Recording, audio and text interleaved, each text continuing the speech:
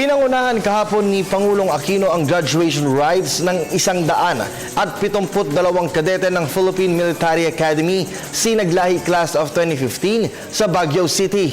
Sa kanya pong talumpati, hinikayat ng Pangulo ang mga bagong opisyal ng hukbong sandatahan ng Pilipinas at ang sambayan ng Pilipino na makibahagi sa pagsulong ng pagbabago na muli po nating mabuting pamamahalang umiiral sa bansa.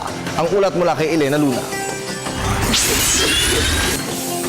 Kinilala ni Pangulong Aquino ang ambag ng bawat Pilipino sa mga reforma at pagbabago sa bansa sa kanyang pagharap sa mga bagong opisyal ng Sandatahang Lakas ng Pilipinas. Sa kanyang pagdalo sa graduation ng Philippine Military Academy sa Baguio City, sinabi niyang higit na maganda ang kalagayan ng bansa ngayon kumpara sa kanyang dinatnan.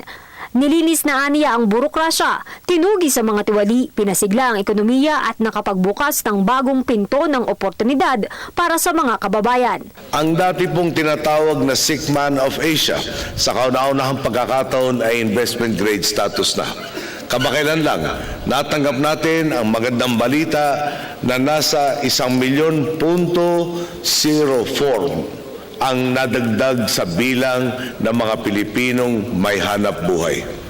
Katumbas ito ng pagbaba ng unemployment rate sa 6.6% ngayong Enero mula sa 7.5% sa kaparehong panahon noong 2014. Bukod dito, walang patid ang pagsulong ng mga programa nating naghahatid ng agarang benepisyo para sa napakaraming pamilyang Pilipino.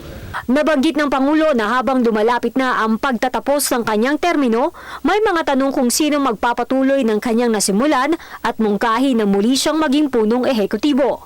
Kaya nga, sa mga nagtatanong kung sino ang magpapatuloy sa maganda nating nasimulan, walang iba kundi ang nagkakaisang sambayanan na nagpapamalas ng malasakit sa isa't isa.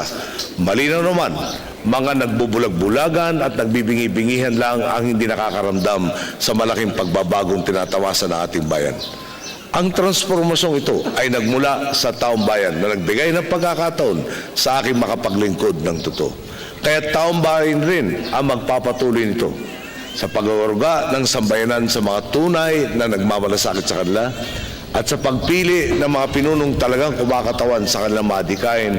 Kumpiyansa ako na ang lahat ng pinagtulungan nating tagumpay ay simula lamang ng tuluyang pagpapaganda at pagsasayos ng ating lipunan. Hinamon ni Pangulong Aquino ang mga miyembro ng Philippine Military Academy Class of 2015 na panindigan ang pakilala sa kanilang mga sarili bilang sinaglahi o sundalong may angking galing at lakas handang ipaglaban ng bayan. Binubuo ng 172 ang mga bagong opisyal ng Sinaglahi Class of 2015. 16 dito ay mga babae. Valedictorian si 2nd Lieutenant Ari Martinez na siya ring tumanggap ng Presidential Sabre Award mula kay Pangulong Aquino. Mula naman sa Zamboanga City si 2nd Lieutenant Genesis Dizon na tumanggap ng Vice Presidential Sabre mula kay Vice President Jejo Marbinay.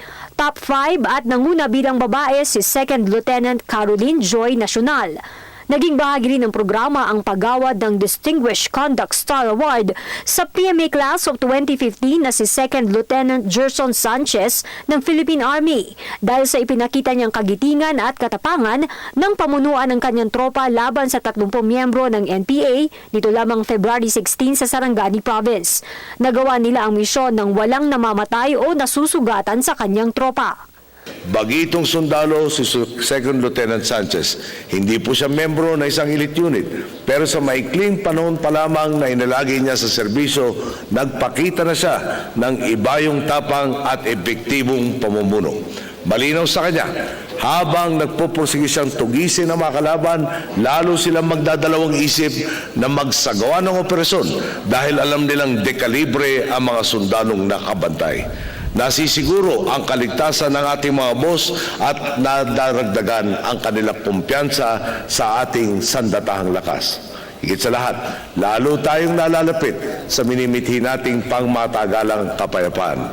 Sinabi ng Pangulo na sana ay matumbasan o mahigitan pa ng klase ng sinaglahi ang ipinamalas ng upperclassman na si Lieutenant Sanchez. Bahagian niya ng mas malaking kwento ng malawakang transformasyon ng lipunan ang kwento ni Lieutenant Sanchez. Sa Sinaglahi Class of 2015, hindi naman kayo nagpakahirap at nagpakasakit sa PMA para sa huli ay mabaliwala at masayang lamang ito. Pinatunayan ni Lieutenant Sanchez at ng kanyang mga kasamaan ang positibong bunga ng kanilang mahusay at tapat na pagtupad sa tungkulin. At kung ang bawat isa sa inyo sa Sinaglahi ay maninindigan at gagamitin ang inyong angking galing at lakas upang tumbasan o higitan ang nagawa ng mga nauna sa inyo, maipapamana natin sa susunod na henerasyon ang isang bayang di hamak na mas maganda kaysa sa ating dinatnan. Bago ang naging programa para sa graduation, pinangunahan ni Pangulong Aquino ang unveiling ng marker ng bagong PMA Sports Complex. Ipinangako ni Pangulong Aquino ang suporta sa rehabilitasyon nito noong dumalo siya sa PMA graduation taong 2012. Nagkakahalaga ang proyekto ng 105 million pesos na nanggaling sa PAGCOR. Matatagpuan sa sports complex na ito ang combative sports area, wall climbing facility at mga courts para sa basketball, volleyball at badminton. Nobyembre taong 2013 nang simula ng proyekto at natapos nito lamang Pebrero. Para sa Telebisyon ng Bayan, Elena Luna, Baguio City.